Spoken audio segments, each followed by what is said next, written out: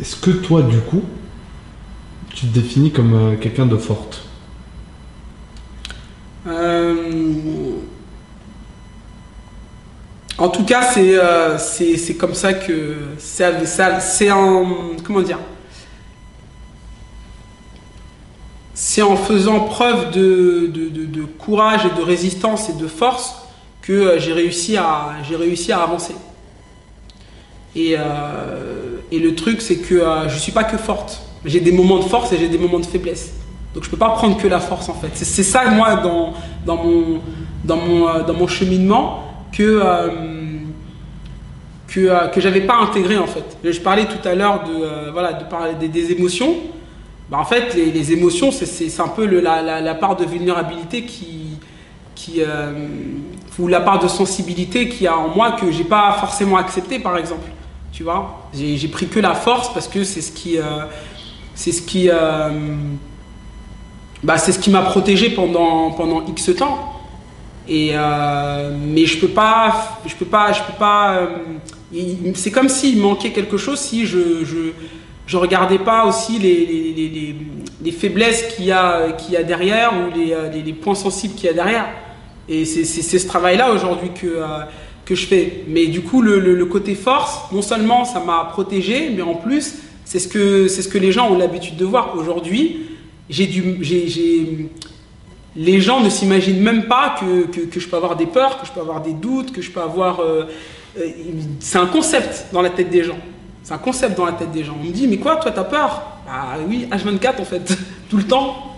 Tout le temps, mais comme dans ma manière de faire, bah, en fait, l'idée, c'est la peur, c'est pas une raison pour pas faire. Et moi, je regarde tout de suite, ok, comment je peux avancer quand même. Du coup, je laisse pas le temps à la peur de s'installer en fait. Tout de suite, c'est ok, comment est-ce que je fais quand même.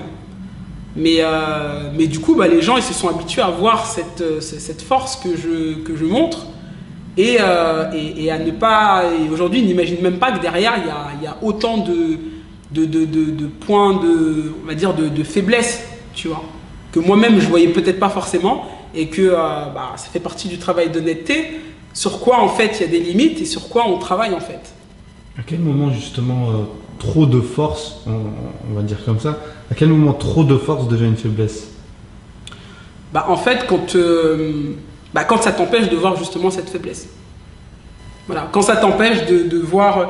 Moi, je suis quelqu'un, par exemple, de cette croyance que je suis forte quoi qu'il arrive, bah, en fait, je sais pas demander de l'aide, par exemple.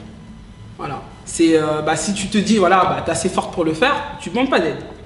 Mais après, il y a des événements comme le burn-out qui va te faire prendre conscience qu'en fait, tout seul, tu peux pas tout le temps. Et que c'est même pas que tu es faible si tu n'y arrives pas tout seul, c'est juste que voilà, ta limite, elle est là. Et que en plus, au vu de l'ambition que j'ai, c'est clair déjà que je peux pas le faire seul.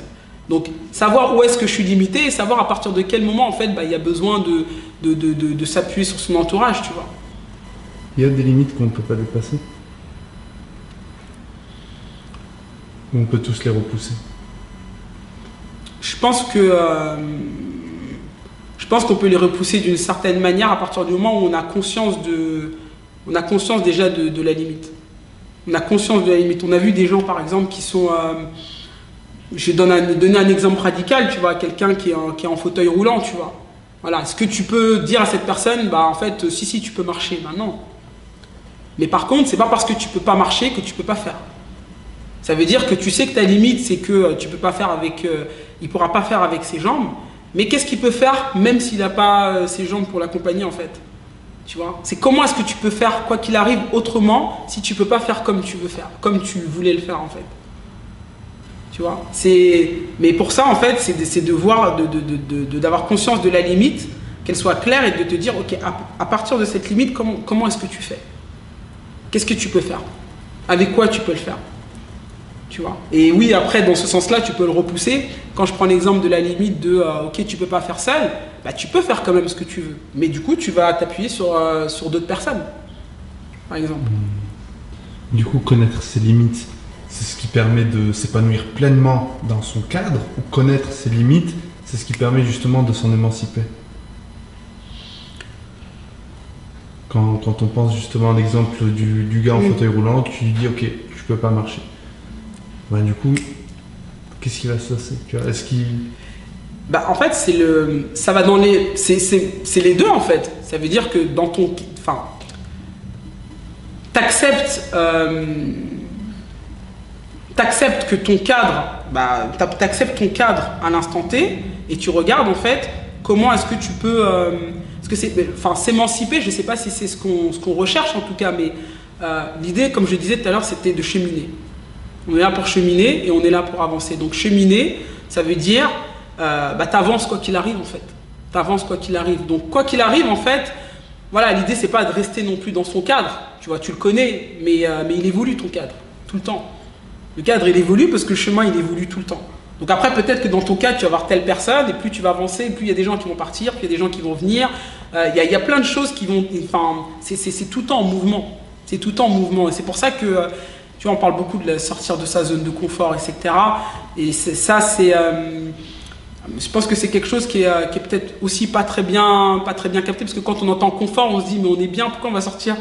Tu vois, on est bien, pourquoi on va sortir? Donc c'est comment tu comprends en fait que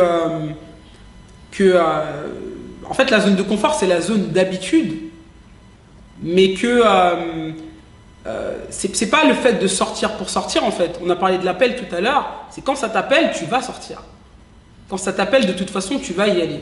Je parlais de la personne en situation de handicap. J'avais vu un reportage d'un monsieur qui a été électrocuté et qui avait perdu ses membres, en fait.